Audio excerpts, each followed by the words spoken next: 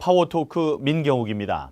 이제 6.13 선거가 석 달 앞으로 다가왔습니다. 이번 선거는요, 문재인 정부의 외교 안보 무능을 질타하고 또 경제 파탄 책임을 묻는 선거고 그런 실정을 바로잡는 선거가 될 겁니다. 이번 선거가 얼마나 중요한지 그런 의미에서 두말할 나위가 없겠죠. 오늘 파워토크의 주인공은 선거 승리를 이끌 막중한 역할을 지니신 분이신데요. 자유한국당의 공천관리위원회의 류석춘 부위원장을 모셨습니다. 보수의 아이콘이시고 저희 당의 혁신위원회 위원장을 지내신 만큼 함께 나눌 얘기들이 참 많습니다. 서둘러 가볼까요? 유석춘 부위원장과 함께하는 민경욱의 파워토크 오늘 순서 출발합니다. 네, 유석춘 부위원장님 시간 내주셔서 감사합니다. 불러주셔서 고맙습니다. 예, 다들 알고 계시지만 유석춘 부위원장님께서는 연세대학교 사회학과 교수시고 보수의 아이콘이시자 또 대표적인 보수 농객이십니다. 저희 자유한국당 1기 혁신위원장을 지내셨고 이번에는 공관위 부위원장이라는 아주 중책을 맡으셨는데 소감을 먼저 한 말씀 듣고 싶습니다. 네, 제가 보수 진영의 연구자로서 또 글 쓰는 사람으로서 일정한 역할을 해왔던 것은 사실인데 당에서 저를 이렇게 중용해서 요새 제가 그 역할을 잘 할 수 있는 사람인가 하는 그 걱정이 많이 앞서면서 최선을 다하고 있습니다. 네, 예, 그렇게 걱정하지 않으셔도 잘 하시고 계시다고 제가 듣고 있고 또 그렇게 믿고 있습니다. 지방선거가 이번에 어려울 것이다. 하지만 의외로 선전할 수도 있다. 이걸 벌써 올해 초에 한 인터뷰에서 말씀하신 적이 있었습니다. 그렇습니다. 예. 박근혜 전 대통령이 불통이라고 다들 민심이 돌아섰었는데 문재인 정부 1년을 겪으면 효통이 얼마나 위선적인 것인지 국민들이 깨닫게 되실 것이다. 이렇게 말씀을 하셨는데 그 생각에는 변함이 없으신지요? 변함이 없고 신기하게도 제 말이 맞아 들어가는 것 같아서 한편으로는 다행이다라고 생각하면서 다른 한편으로는 나라는 참 걱정이다 하는 생각이 듭니다. 그러니까 박근혜 대통령이 사실 정치적인 평가를 여러 각도에서 할 수 있고 일부 좌파 뭐 소위 진보 진영에서 하듯이 국정농단을 했다 박근혜 대통령이 그런 식의 평가는 저는 동의하지 않습니다. 다만 그 국민들과 혹은 또 지지자들과 충분히 소통하지 못해서 여러 가지 본의 아닌 국정 실패 현상이 벌어졌고 그 부분 때문에 보수가 정말 괴멸당하는 이제 그 어려움에 처하게 됐는데 다행히 당에서 이제 체제를 정비하고 이제 한국당이 야당이 되면서 새로운 그 지도자와 함께 체제를 정비하고 천천히 그렇지만 뚜벅뚜벅 국민들의 지지를 받는 노력을 기울여서 지금은 20%대를 상회하는 이제 평균적으로 전국에서 지지를 받고 있는 이제 상황으로 왔고 이게 이제 지역에 따라서는 경상도 쪽에는 뭐 40%대까지 올라가 있고 해서 앞으로 한 석 달 동안 더 잘하면은 이제 선거에서 우리가 이길 수 있는 상황도 벌어지지 않을까 하는 예상이 들고요. 그 와중에 이제 북핵 문제나 이제 뭐 외교 통상 문제 또 경제 문제 이런 여러 가지 문제들이 이제 문재인 정부가 얘기하는 게 너무 사람들에게 이렇게 이제 직접 다가가서 겪어보니까 이건 아니지 않느냐는 그 반응이 많고 특히 최근에는 그 미투 운동의 그 여파로 이상하게도 좌파 진영이 그 타격을 많이 받으면서 예컨대 충청도 민심은 지금 굉장히 그 안희정 지사 사건으로 인해서 말하자면 여당을 지지하던 민심이 갈대를 잃고 저희 쪽으로 올 가능성이 상당히 높아지고 있는 상황이 아닌가 해서 예상하지 못했던 것까지 겹치면서 자유한국당의 선거 그 기대감이 좀 고조되고 있는 그런 상황인 것 같습니다. 네. 앞으로 이제 남북 정상회담도 있고 북미 정상회담도 있기 때문에 여러 가지 분수령이 또 마련되겠지만은 홍준표 대표께서는 5월이 되면은 또 우리가 예상치 못했던 일들이 벌어질 수 있다 이렇게 얘기를 하셨습니다. 네. 그러니까 말씀하신 대로 지방선거가 어렵다지만 여러 가지 흐름적으로 봤을 때 낙담할 필요는 없다. 의외로 선전할 수도 있다. 네. 예. 그런 생각으로 저희들도 열심히 해야 되겠죠. 지금 문재인 정권은 특히 그 외교적으로 이제 남북 정상회담이나 미북 정상회담 이 굉장한 성과로 지금 이제 포장을 해서 국민들에게 지지해달라는 이제 어필을 할 텐데 제 생각에는 그거는 필요한 그러니까 북한의 핵 문제를 해결하기 위해서 필요한 절차에서 꼭 한 번씩 있어야 될 이벤트들이 이제 시간이 결정이 된 것일 뿐이지 그것이 반드시 북한의 핵 폐기로 핵 동결로 가면 아무 소용이 없습니다. 그렇죠. 핵 폐기로 가야 되는데 핵 폐기로 간다면은 쌍수를 들고 환영할 일이지만 핵 폐기로 간다는 보장은 사실 없는 게 지금 그 객관적인 여러 평가들이니까 두고 봐야 될 일이라고 생각합니다. 이번 선거가 저희 한국당으로서 매우 중요한 선거라서 3월 들어서 발빠르게 6.13 지방선거 체제로 당 체제가 전환을 하고 있습니다. 중앙당 공천관리위원회도 구성이 됐고 17개 지방 시도당에서도 시도당 중앙공천관리위원회가 구성이 됐습니다. 중앙당 공천관리위원회 부위원장으로서 이 공천관리위원회의 역할이 뭔지 좀 설명해 주시죠. 공관위 역할은 선거에 나가는 후보를 골라서 그 후보가 당선되는 그런 결과가 나오도록 그 어떤 후보를 고르는 게 좋은지 평가하고 추천하는 역할이죠. 네. 중앙공관위하고 이 시도당의 공관위와의 차이는 어떤 게 있습니까? 그러니까 이제 위계적인 관계이긴 한데 중앙공관위는 우선 그 시도당, 그러니까 전국에 있는 시도, 그러니까 경상북도다, 뭐 경기도다, 인천시다 하는 데의 광역 그 지자체 단체장을 추천하는 게 이제 기본적인 역할이고 거기에 더해서 요번 그 공관위에서는 최고위원회하고도 교감이 된 것으로 아는데, 그러니까 예컨대 인구 100만 이상인 그 지자체, 선거의 파급력이 크죠. 인구 100만이면은 조그만 도시는 뭐 20만 이런데 이제 100만이 넘는 도시는 관련된 인구가 많으니까 그런 데는 시도당에 맡기지 말고 중앙당에서 공천을 하자 하는 말씀을 지금 이미 대표가 지방에 다니면서 하고 계시고 저희도 그런 얘기를 했었고 또 하나는 지금 이제 선거에 필요해서 인재들을 계속 영입하고 있는데 그 영입한 인재들이 출전할 지역에 관해서는 공관위에서 최소한의 평가를 해서 적절한 인재면은 빨리빨리 투입하자. 그러니까 막 과거에는 경선이라는 절차에 매달려서 너무 그 본질적인 어떤 그 문제는 선거에서 이기는 건데 경선을 잘 했냐 못했냐 100% 완벽하게 했냐 안 했냐 하는 거에 매달려서 본선에서 경쟁력을 잃게 되는 경우도 많았습니다. 그러니까 당 내부 경선의 후유증으로 그 경선 결과 좀 패했다는 사람들 혹은 불만스러운 사람들은 선거 결과에 승복하고 그 경선이 끝나면 이제 같은 편이 돼서 같이 일을 도와줘야 되는데 안 도와주거나 다른 데에 가버리거나 그런 일이 벌어지는 것을 최소화해서 오히려 본선에서의 경쟁력이 가장 중요하고 그 본선의 경쟁력을 높이기 위해서 필요하면 경선을 하고 필요하면은 전략 공천도 하고 하는 그 판단을 하는 데가 공관위라고 생각합니다. 공천 심사 기준이 궁금합니다. 이달 초에 6대 공천 기준을 발표하셨는데 네. 설명을 좀 해주실까요? 네. 첫 번째가 이제 당 정체성, 즉 이념적으로 철학적으로 자유한국당이라는 정당, 이제 자유를 굉장히 강조하잖아요. 요새 저희 당에서. 그래서 자유의 중요성을 이해하고 있는 분들이 후보가 돼야 된다라는 거고 두 번째는 당선 가능성이죠. 당연한 거고요. 그다음에 요새 뭐 이런저런 그 미투 운동으로 대표되는 이제 도덕성 문제, 뭐 여러 가지 도덕성이 또 여러 가지 차원이 있겠습니다만 기본적으로 저희 당 후보는 상대적으로 다른 당이랑 비교해서 도덕적으로 깨끗하다라는 평가를 얻을 수 있는 사람들로 해야 될 것 같고요. 또 정치 현장에서 일을 하게 될 분들이 그 전문성이 있어야 되죠. 자기 영역에서 최소한의 어떤 전문적 지식을 갖춘 분들.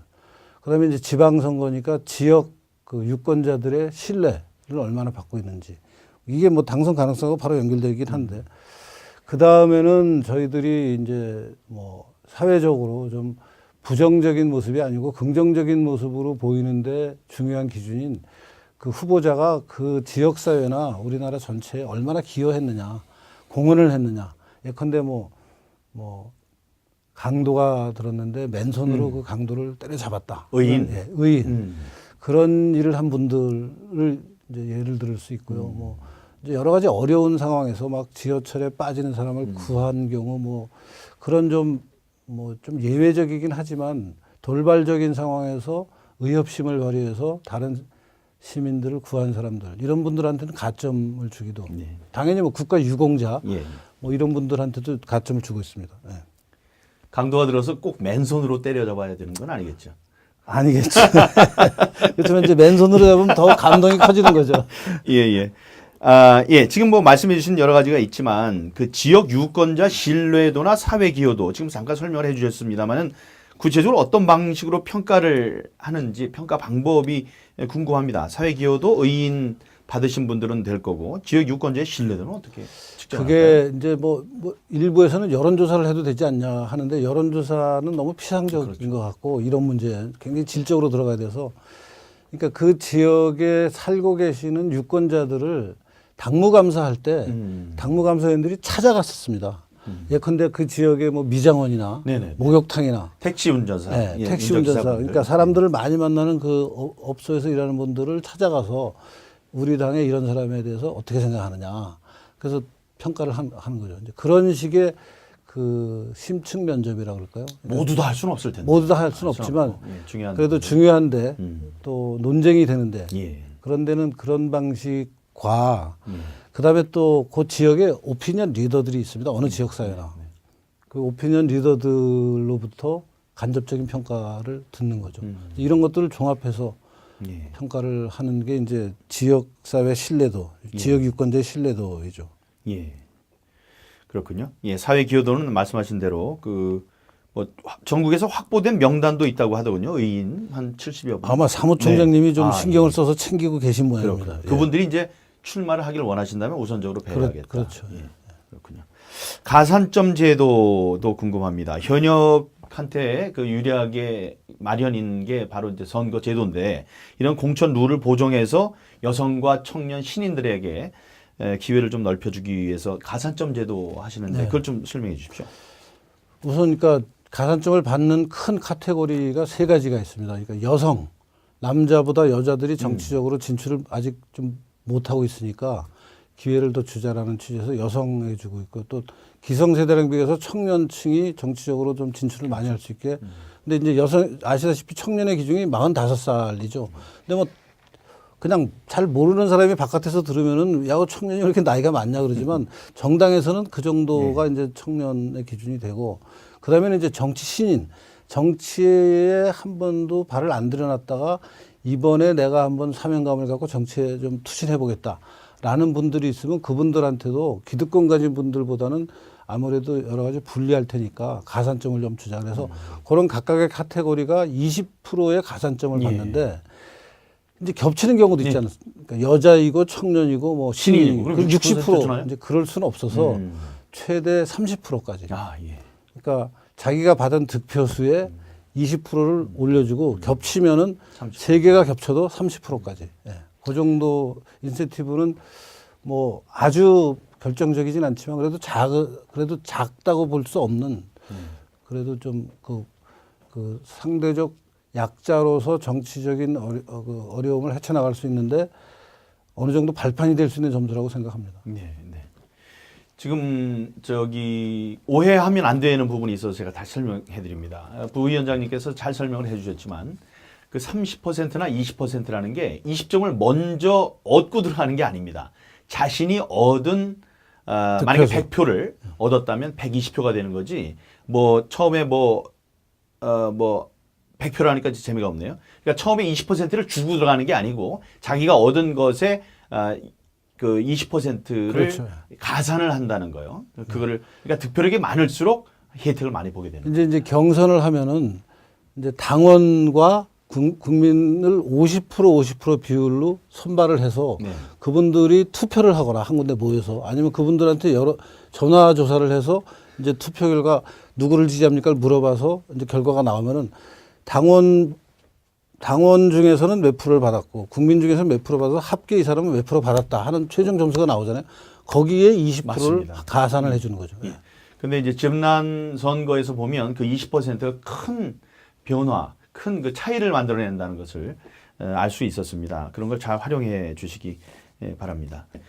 비례대표 공천의 경우에는 당직자를 또 우선 배려하기로 했다는 얘기도 들립니다. 당직자, 그러니까 이제 비례대표의 기본 취지는 전문성을 가진 분들을 모시는 건데 그러다 보니까 당에서 오랫동안 일한 분들한테는 기회가 상대적으로 줄어들고 외부에서 이렇게 수혈하는 걸로만 생각을 해서 당직자 출신들한테도 전문성이 있는 사람들을 골라서 좀 배려를 하자 하는 얘기가 됐습니다. 그렇군요. 예.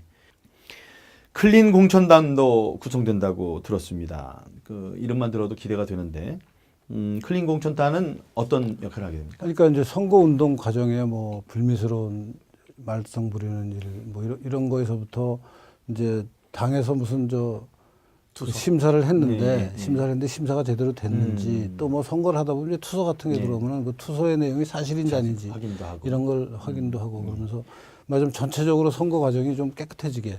그게 중앙당 차원에서 만들어지는 겁니까? 아니면 지역당에서 만들어지는 다 만들어지는 걸로. 예. 17개 그렇죠. 시도가 함께 클린 공천에 역점을 두는 걸로.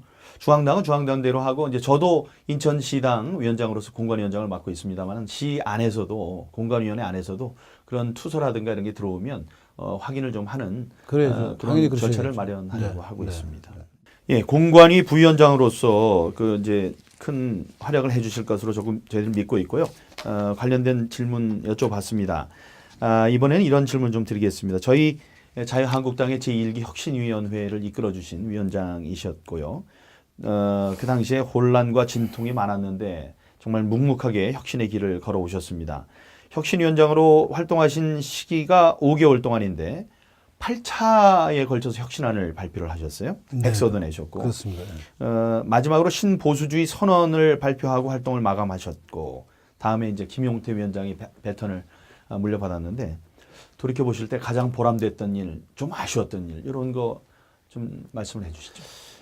처음에 이제 제가 혁신위원장을 맡았다는 게 이제 보도가 되니까 야, 한국당이 극으로 가는 거 아니냐 뭐 그런 얘기들이 많이 있었습니다. 사실 제가 선명한 우파 노선의 중요성을 강조한 사람은 맞지만 거기다가 극자를 붙이면은 이제 막 수단과 방법을 가리지 않고 우파적 가치를 실현하는 게 극우잖아요.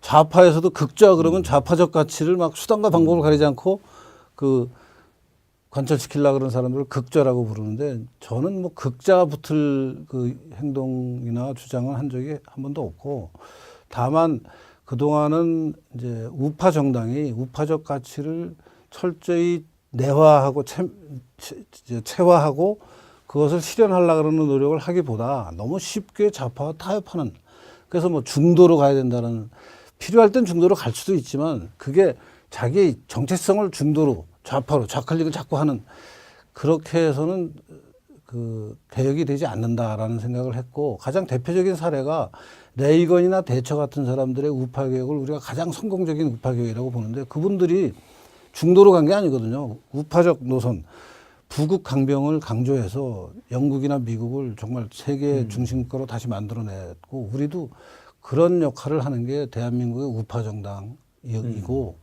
이제 그런 생각으로 혁신위원장 일을 시작했고요. 그래서 일부에서는 비난이 있었지만 말씀해 주신 대로 그냥 제가 해야 될 일, 당에서 이거는 꼭 고쳐줬으면 좋겠다 하는 것들을 여러 가지 차원에서 만들었습니다. 이게 8차지만 항목으로 들어가면 굉장히 많은 항목들입니다. 그래서 그거를 어렵사리 아마 지금은 당원 당규에 100%는 아니고 대부분 반영이 된 걸로 알고 있고 예.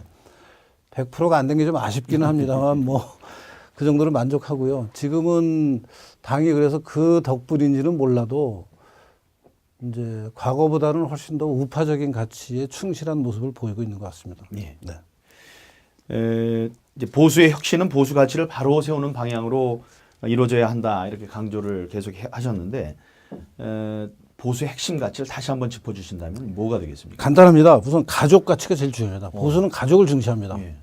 그다음에는 시장 경제를 중요하고요. 국가 안보를 중시합니다. 이 세 가지 더 이상 가정, 시장 경제, 국가. 국가 중에서도 이제 안보가 가장 중요하죠. 안보. 예. 아, 예. 튼튼한 부국 강병. 예.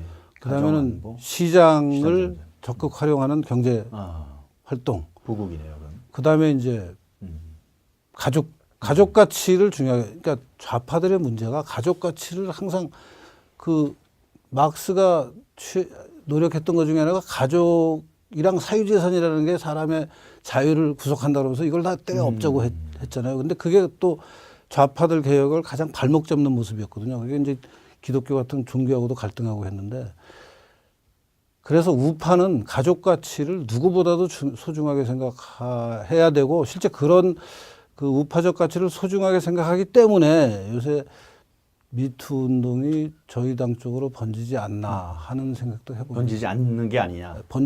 안 번지는 게 안 아니라. 번진다라고 예, 안 번진다. 생각이 듭니다. 그렇군요. 가족을 좌파들은 상대적으로 소중하게 생각하지 않습니다. 오히려 가족을 때려 엎어야 된다고 생각합니다. 예컨대 좌파들이 저 동성애를 그렇게 중요하게 생각하잖아요. 동성애를 하면 가족이 재생산이 안 되거든요. 자기들 말로는 뭐 입양해서 재생산할 수 있다고 얘기는 하지만 우리가 생각하는 끔찍하네. 기준에서는 좀 뭔가 찝찝한 모습들이거든요. 찝찝하다는 표현은 너무 공손한 표현 같습니다. 예. 아, 이제 마칠 시간이 다가오는데 그 얼마 전에 책을 출간하셨어요. 박정희 전 대통령 하면 여러 가지 키워드가 있습니다만 성장의 그늘과 노동 착취론 뭐 이런 얘기를 하는데 그걸 사회학적 관점에서 반박을 하신 책입니다. 박정희는 노동자를 착취했는가? 이 책이 왜 화제입니까?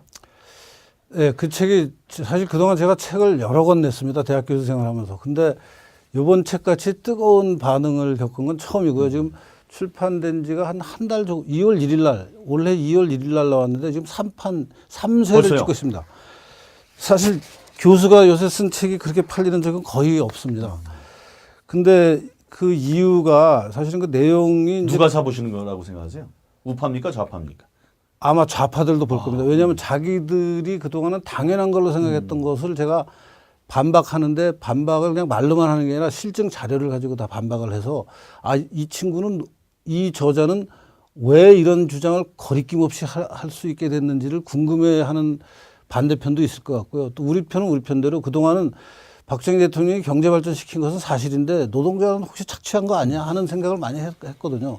근데 제가 이번 책에서 정리한 것은 1970년대에 중화학공업화를 박정희 대통령이 시작하면서 그 중화학공업화가 성립하려면은 뭐 대규모의 자금도 필요하고 뭐 기술, 온갖 그 산업 차원의 기술도 필요하지만 일하는 인력이 쇠를 정밀하게 깎아서 예컨대 총알을 쏘면은 총열을 따라서 총알이 회전을 하면서 목표물에 정확히 가는 건 회전을 잘해야 되는데 이 총열을 깎는 걸 그때는 손으로 했습니다. 아이고.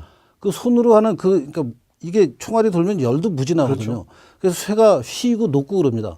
그것을 그러니까 그렇지 않게 해서 총알이 정확하게 발사되는 총을 만드는 이게 이제 방위 산업이었는데 그 쇠를 깎는 기술을 우리나라가 자체적으로 갖고 있는 그 기술을 갖고 있는 노동자, 숙련 노동자가 있어야지 생산이 되는 거거든요. 이제 생각을 해보면 당연한 일인데 그럼 그 사람들을 박정희 대통령이 채용해서 방위산업공단에서 일을 시켜가지고 그 사람들한테 월급 안 주고 막 일만 시키다가 피폐하게 만들었느냐? 아니죠. 아니죠. 그 사람들은 그 사람들대로 일한 만큼 보상, 그럼요. 일한 거 이상의 보상을 받으면서 세월이 가서 그 사람들이 지금 민주노총의 금속노조의 가장 전투적인 노조라고 불리는 현대차가 사실 방위산업하고 바로 연결된 산업이거든요. 현대중공업 배 만드는데 방위산업하고 바로 연결된 겁니다. 무슨 현대위아 이게 옛날에 기아기공이라는 방위산업 공장 이런 회사들에서 근무하는 노동자가 1970년대에 공고나 직업훈련원 출신들이에요. 거기서 기계를 가공하는 기술을 배워서 그 당시에 새로 생긴 오늘날의 대기업에 취직해서 길면은 30년, 40년을 일을 해서 지금 50대, 60대 노동자가 되겠습니다. 이분들이 억대 연봉 받아요. 근데 이분들이 그 과정에 이제 처음에는 그 노조 만드는 것을 정부에서 좀 억제하기도 했죠. 그러다가 87년 이후에는 노조가 이제 우후죽순으로 생겨서 노조 가입률이 그때 많이 올라갔다가 지금은 상대적으로 많이 줄었습니다만 이분들이 만든 노동조합이 자기네 조합에 가입된 사람들의 집단 이기주의로 변했어요. 그래서 회사가 어려울 때 회사가 야 사람을 좀 이제 정리액을 잘라야겠다. 왜냐하면 지금 경기가 워낙 나쁘고 손해를 보니까 인원 감축을 통해서 원가를 좀 조정해서 경쟁력을 갖춘 다음에 다시 잘 되면은 고용을 할게 하는 협상을 할 때 노조가 응하지 않습니다. 우리 노조원들은 절대 못 자른다. 그러니까 회사에서 야, 노조원 아닌 사람들을 그럼 뽑자. 그게 비정규직이에요. 그 비정규직이 97년부터 늘어나기 시작합니다. 경제 위기를 겪으면서부터. 그래서 지금은 노조의 보호를 받는 이 정규직과 노조를 못 만드는 아예 노조가 다른 정규직 노조는 사람 취급을 안 해주는 비정규직 노조. 이 비정규직과의 차별이 지금은 노동시장 안에서 굉장히 큰 문제가 되고 있어요. 이 사람들이 사실 박정희 대통령이 다 교육시킨 사람들이에요. 10대 후반인 그때의 젊은이들을 공고해서 직업훈련에서 교육시켜서 기술을 가르쳐가지고 오늘날 1억이 넘는 노동자가 됐는데 이분들이 지금은 저는 자기들이 국가에서부터 이렇게 받은 게 있으면은 이제 본인들도 좀 양보를 해야 된다고 생각해요. 자기들이 받는 거에 3분의 1, 4분의 1 양보해서 비정규직한테 좀 자리를 해주고 소득도 좀 나눠주고 일자리도 좀 나누고 해야 되는데 이 노조의 어떤 그 귀족화 그러고서 자기 자식들은 다시 그 회사에 취직시켜달라고 그 구조화 이면 계약을 하고 있습니다. 네네네. 지금 회사랑 협상을 해서 이 문제를 제가 실증적으로 다 따져서 문제 제기를 해서 그런지 책이 잘 팔리고 있고요. 사실은 그 70년대 중화학공업 부분의 노동자 말고 60년대 봉제산업 노동자 네. 전태일로 대표되는 네.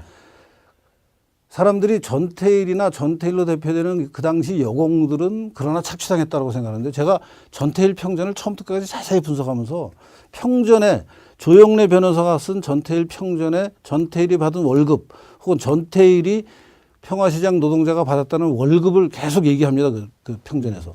그걸 제가 시간의 변화에 따라서 이렇게 임금 변화를 따져봤더니 전태일은요, 만 6년 만에 15배 받아요, 임금을. 15배면 지금, 예컨대 지금 비정규직이 200만 원 받는 사람이 있다고 쳐요. 뭐 200만 원 받는 사람이 6년 지나면은 3천만 원 받는 거예요. 그런데 전태일 보고 착취당했다 그러는 거예요, 지금. 이 전태일 평전에 나오는 액수예요. 그리고 여공들, 그 청계천의 그 평화시장이나 뭐 구로공단에서 일하던 여공들도 임금이 4년 만에 4배가 오르나 그래요. 제가 지금 정확한 기억을 못 하겠는데 그 임금이 그 당시 물가 상승률이 연평균 10% 초반대라고 해도 6년 만에 4배가 오릅니다. 그 여공들은. 6년 만에 4배가 오르면 지금 200만 원 사람이 6년 후에 800만 원 받는다는 얘기거든요. 착취 아닙니다. 일한 만큼 받아갔어요. 만약에 그게 정말 착취였으면 왜 그때 청계천 평화시장에 여공들을 하려고 시골에서 무작정 상경해서 보따리 하나 들고 공장 가서 일하겠다는 사람들이 인산인해였잖아요. 구로공단이랑. 착취당한 사람이 나 더 착취하게 해주세요 그러면서 돌아다니지는 않을 거 아니에요. 피해 다닐 거 아니에요. 착취면. 임금을 받고 그 임금으로 자기 동생 학비 대고 시골에 있는 부모님 용돈 생활비 보내드리고 했던 게 그 당시 여공들이에요. 그 여공들이 절대 본인들이 힘들었다는 거 동의합니다. 어렵게 일했고 힘들고 그리고 그때의 근로 조건이 지금이랑 비교하면 나빴겠죠. 당연히. 나빴음에도 불구하고 본인들이 열심히 일했고 국가는 기업은 그 열심히 일한 사람들한테 적절한 보상을 해서 그 사람들이 중산층으로 살게 된 게 우리 경제발전 과정이지 국가나 기업은 그 사람들을 착취해서 그 사람들은 피골이 상접하게 되는데 정부만 잘 살게 되고 기업만 잘 살게 됐다라고 해석하는 게 지금 좌파들 해석이거든요. 그게 틀렸다는 얘기를 했는데 반응이 좋습니다. 예, 예.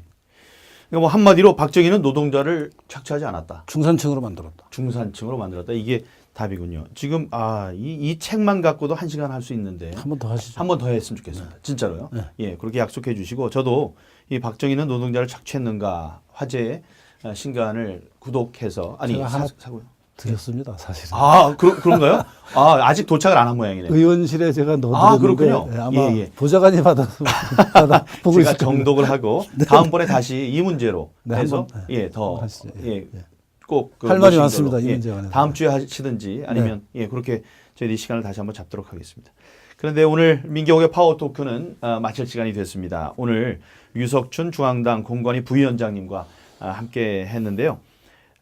지방선거 승리로 문재인 정부의 실정을 심판하고 또 대한민국을 바로 세우는 그날까지 우리 모두 당력을 모아서 일로 매진해야 되겠습니다. 귀한 시간 내주신 유석춘 위원장님께 부위원장님께 감사드리고 감사합니다. 저는 다음 주에 다시 찾아뵙겠습니다. 시청자 여러분 감사합니다. 파워토크 민경욱입니다. 이제 6.13 선거가 석 달 앞으로 다가왔습니다. 이번 선거는요, 문재인 정부의 외교 안보 무능을 질타하고 또 경제 파탄 책임을 묻는 선거고 그런 실정을 바로잡는 선거가 될 겁니다. 이번 선거가 얼마나 중요한지 그런 의미에서 두말할 나위가 없겠죠. 오늘 파워토크의 주인공은 선거 승리를 이끌 막중한 역할을 지니신 분이신데요. 자유한국당의 공천관리위원회의 류석춘 부위원장을 모셨습니다. 보수의 아이콘이시고 저희 당의 혁신위원회 위원장을 지내신 만큼 함께 나눌 얘기들이 참 많습니다. 서둘러 가볼까요? 유석춘 부위원장과 함께하는 민경욱의 파워토크 오늘 순서 출발합니다. 네, 유석춘 부위원장님 시간 내주셔서 감사합니다. 불러주셔서 고맙습니다. 예, 다들 알고 계시지만 유석춘 부위원장님께서는 연세대학교 사회학과 교수시고 보수의 아이콘이시자 또 대표적인 보수 농객이십니다. 저희 자유한국당 1기 혁신위원장을 지내셨고 이번에는 공관위 부위원장이라는 아주 중책을 맡으셨는데 소감을 먼저 한 말씀 듣고 싶습니다. 네, 제가 보수 진영의 연구자로서 또 글 쓰는 사람으로서 일정한 역할을 해왔던 것은 사실인데 당에서 저를 이렇게 중용해서 요새 제가 그 역할을 잘 할 수 있는 사람인가 하는 그 걱정이 많이 앞서면서 최선을 다하고 있습니다. 네, 예, 그렇게 걱정하지 않으셔도 잘 하시고 계시다고 제가 듣고 있고 감사합니다. 또 그렇게 믿고 네. 있습니다. 지방선거가 이번에 어려울 것이다. 하지만 의외로 선전할 수도 있다. 이걸 벌써 올해 초에 한 인터뷰에서 말씀하신 적이 있었습니다. 그렇습니다. 예. 박근혜 전 대통령이 불통이라고 다들 민심이 돌아섰었는데 문재인 정부 1년을 겪으면 효통이 얼마나 위선적인 것인지 국민들이 깨닫게 되실 것이다. 이렇게 말씀을 하셨는데 그 생각에는 변함이 없으신지요? 변함이 없고 신기하게도 제 말이 맞아 들어가는 것 같아서 한편으로는 다행이다라고 생각하면서 다른 한편으로는 나라는 참 걱정이다 하는 생각이 듭니다.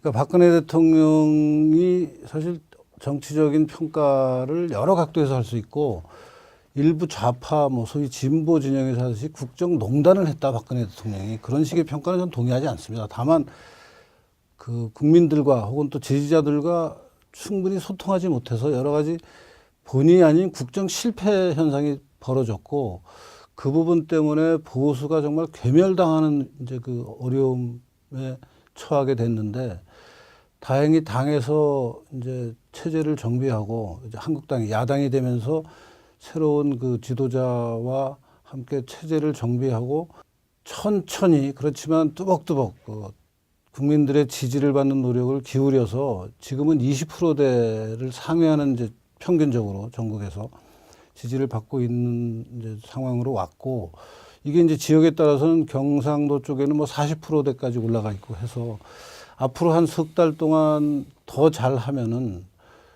이제 선거에서 우리가 이길 수 있는 상황도 벌어지지 않을까 하는 예상이 들고요.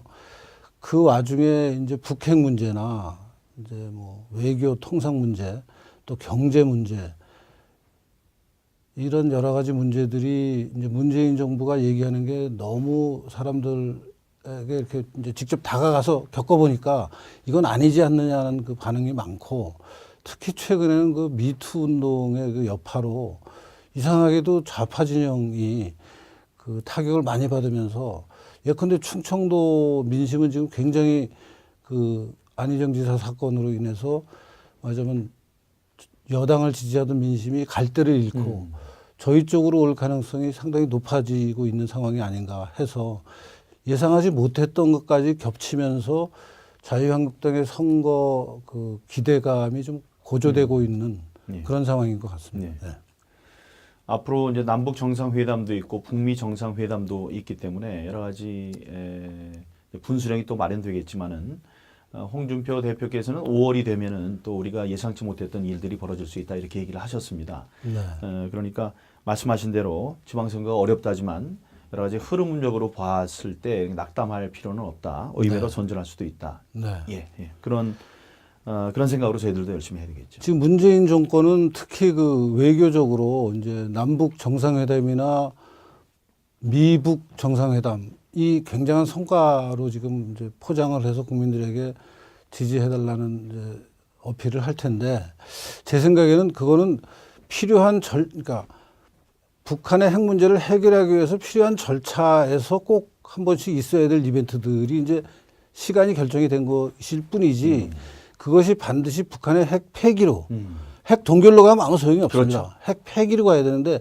핵 폐기로 갈 수만 간다면은 쌍수를 들고 환영할 일이지만 핵 폐기로 간다는 보장은 사실 없는 게 지금 그 객관적인 여러 평가들이니까 두고 봐야 될 일이라고 생각합니다. 이번 선거가 저희 한국당으로서 매우 중요한 선거라서 3월 들어서 발빠르게 6.13 지방선거 체제로 당 체제가 전환을 하고 있습니다. 중앙당 공천관리위원회도 구성이 됐고 17개 지방 시도당에서도 시도당 중앙공천관리위원회가 구성이 됐습니다. 중앙당 공천관리위원회 부위원장으로서 이 공천관리위원회의 역할이 뭔지 좀 설명해 주시죠. 공관위 역할은 선거에 나가는 후보를 골라서 그 후보가 당선되는 그런 결과가 나오도록 그 어떤 후보를 고르는 게 좋은지 평가하고 추천하는 역할이죠. 네. 중앙공관위하고 이 시도당의 공관위와의 차이는 어떤 게 있습니까? 그러니까 이제 위계적인 관계이긴 한데 중앙공관위는 우선 그 시도당, 그러니까 전국에 있는 시도, 그러니까 경상북도다, 뭐 경기도다, 인천시다 하는 데의 광역 그 지자체 단체장을 추천하는 게 이제 기본적인 역할이고 거기에 더해서 요번 그 공관위에서는 최고위원회하고도 교감이 된 것으로 아는데 그렇지만 이제 맨손으로 잡으면 더 감동이 커지는 거죠. 예. 지금 뭐 말씀해 주신 여러 가지가 있지만 그 지역 유권자 신뢰도나 사회 기여도 지금 잠깐 설명을 해 주셨습니다만은 구체적으로 어떤 방식으로 평가를 하는지 평가 방법이 궁금합니다. 사회 기여도 의인 받으신 분들은 될 거고 지역 유권자의 신뢰도는 어떻게 측정할까요? 그게 이제 뭐 일부에서는 여론조사를 해도 되지 않냐 하는데 여론조사는 너무 피상적인 것 같고 이런 문제 굉장히 질적으로 들어가야 돼서 그러니까 그 지역에 살고 계시는 유권자들을 당무감사할 때 당무감사위원들이 찾아갔었습니다. 예컨대 그 지역에 뭐 미장원이나 네네. 목욕탕이나 택시 운전사, 네, 택시 운전사, 그러니까 사람들을 많이 만나는 그 업소에서 일하는 분들을 찾아가서 우리 당에 이런 사람에 대해서 어떻게 생각하느냐. 그래서 평가를 하는 거죠. 이제 그런 식의 그 심층 면접이라고 그럴까요? 모두 다 할 수는 없을 텐데. 모두 다 할 수는 없지만 중요한 그래도 중요한데 또 논쟁이 되는데 그런 데는 그런 방식과 그다음에 또 그 지역에 오피니언 리더들이 있습니다. 어느 지역사회나. 그 오피니언 리더들로부터 간접적인 평가를 듣는 거죠. 이런 것들을 종합해서 평가를 하는 게 이제 지역사회 신뢰도, 지역 유권자의 신뢰도이죠. 예. 그렇군요. 예, 사회 기여도는 말씀하신 대로 그 뭐 전국에서 확보된 명단도 있다고 하더군요. 의인 한 70여 분. 아마 사무총장님이 좀 신경을 써서 챙기고 계신 모양입니다. 예. 그분들이 이제 출마를 하기를 원하신다면 우선적으로 배려하겠다. 그렇죠. 예. 그렇군요. 가산점 제도도 궁금합니다. 현역한테 그 유리하게 마련인 게 바로 이제 선거 제도인데 이런 공천 룰을 보정해서 여성과 청년 신인들에게 기회를 좀 넓혀주기 위해서 가산점 제도 하시는데 그걸 좀 설명해 주십시오. 우선 그러니까 가산점을 받는 큰 카테고리가 세 가지가 있습니다. 그러니까 여성, 남자보다 여자들이 정치적으로 진출을 아직 좀 못하고 있으니까 기회를 더 주자라는 취지에서 여성에 주고 있고 또 기성세대랑 비교해서 청년층이 정치적으로 좀 진출을 많이 할 수 있게. 근데 이제 여성 아시다시피 청년의 기준이 45살이죠. 근데 뭐 그냥 잘 모르는 사람이 바깥에서 들으면은 야, 청년이 왜 이렇게 나이가 많냐 그러지만 정당에서는 그 정도가 이제 청년의 기준이 되고 그다음에는 이제 정치 신인, 정치에 한 번도 발을 안 들여놨다가 이번에 내가 한번 사명감을 갖고 정치에 좀 투신해 보겠다라는 분들이 있으면 그분들한테도 기득권 가진 분들보다는 아무래도 여러 가지 불리할 테니까 가산점을 좀 주자. 그래서 그런 각각의 카테고리가 20%의 가산점을 받는데 이제 겹치는 경우도 있지 않습니까? 그러니까 여자이고 청년이고 뭐 신인이고 60% 이제 그럴 수는 없어서 최대 30%까지. 그러니까 자기가 받은 득표수의 20%를 올려주고 겹치면은 3개가 겹쳐도 30%까지. 그 정도 인센티브는 뭐 아주 결정적이진 않지만 그래도 작다고 볼 수 없는 그래도 좀 그 상대적 약자로서 정치적인 어려움을 헤쳐나갈 수 있는데 어느 정도 발판이 될 수 있는 점수라고 생각합니다. 네, 네. 지금 오해하면 안 되는 부분이 있어서 제가 다시 설명해 드립니다. 부위원장님께서 잘 설명을 해 주셨지만 그 30%나 20%라는 게 20점을 먼저 얻고 들어가는 게 아닙니다. 자신이 얻은 만약에 100표를 얻었다면 120표가 되는 거지. 뭐 처음에 100표라니까 재미가 없네요. 그러니까 처음에 20%를 주고 들어가는 게 아니고 자기가 얻은 것에 그 20%를 그렇죠. 가산을 한다는 거예요. 그거를 그러니까 득표력이 많을수록 혜택을 많이 보게 되는 거예요. 이제 경선을 하면은 이제 당원과 국민을 50% 비율로 선발을 해서 네. 그분들이 투표를 하거나 한 군데 모여서 아니면 그분들한테 여러 전화 조사를 해서 이제 투표 결과 누구를 지지합니까 물어봐서 이제 결과가 나오면은 당원 중에서는 몇 프로를 받았고 국민 중에서는 몇 프로 받아서 합계 이 사람은 몇 프로 받았다 하는 최종 점수가 나오잖아요.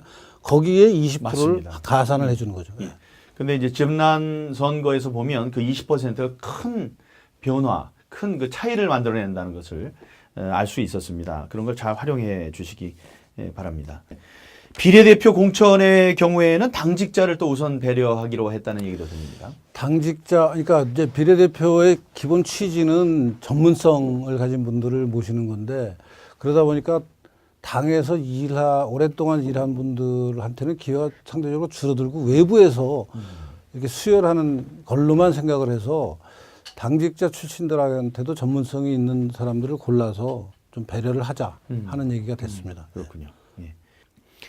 클린 공천단도 구성된다고 들었습니다. 그 이름만 들어도 기대가 되는데 클린 공천단은 어떤 역할을 하게 됩니까? 그러니까 이제 선거운동 과정에 뭐 불미스러운 말썽 부리는 일, 뭐 이런 거에서부터 이제 당에서 무슨 심사를 했는데 심사가 제대로 됐는지 또 뭐 선거를 하다 보면 이제 투서 같은 게 들어오면 그 투서의 내용이 사실인지 아닌지 확인도 하고. 이런 걸 확인도 하고 그러면서 좀 전체적으로 선거 과정이 좀 깨끗해지게.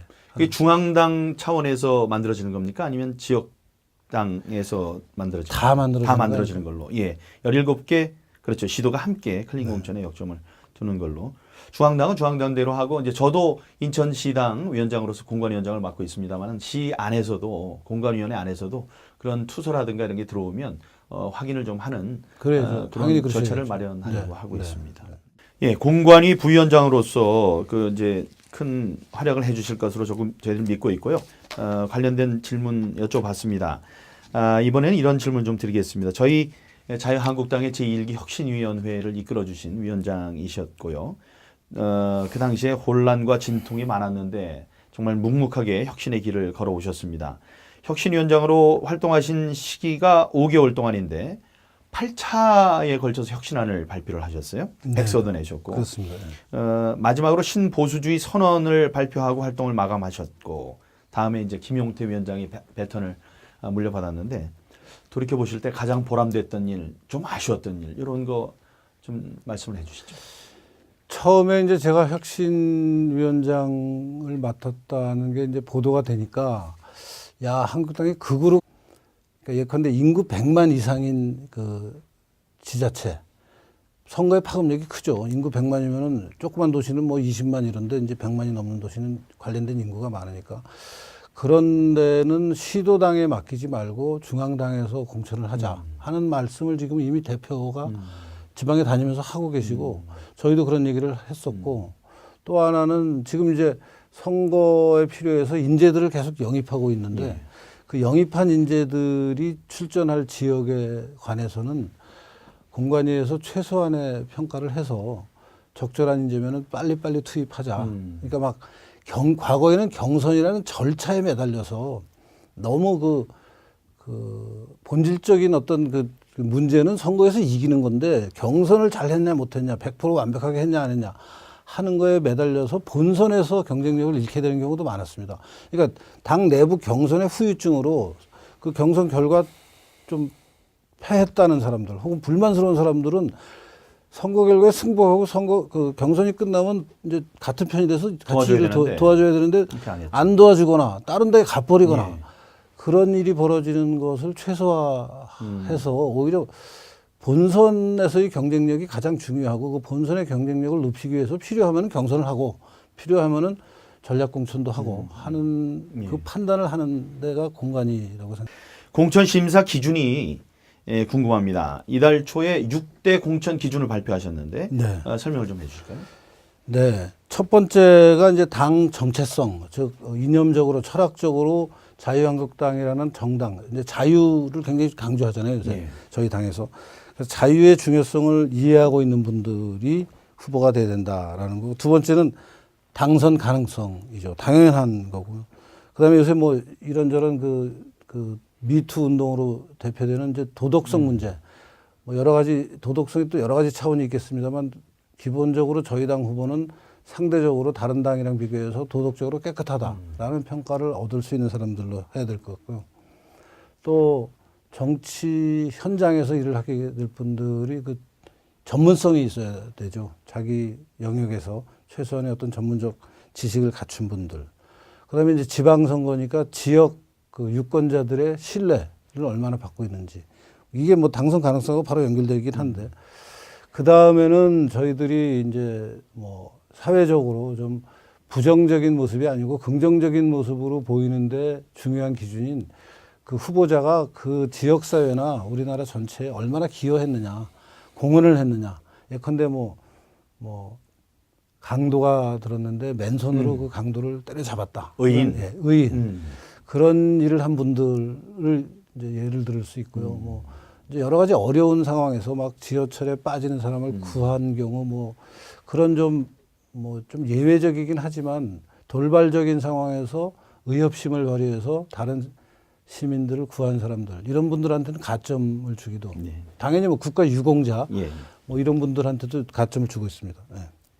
강도가 들어서 꼭 맨손으로 때려잡아야 되는 건 아니겠죠? 아니겠죠.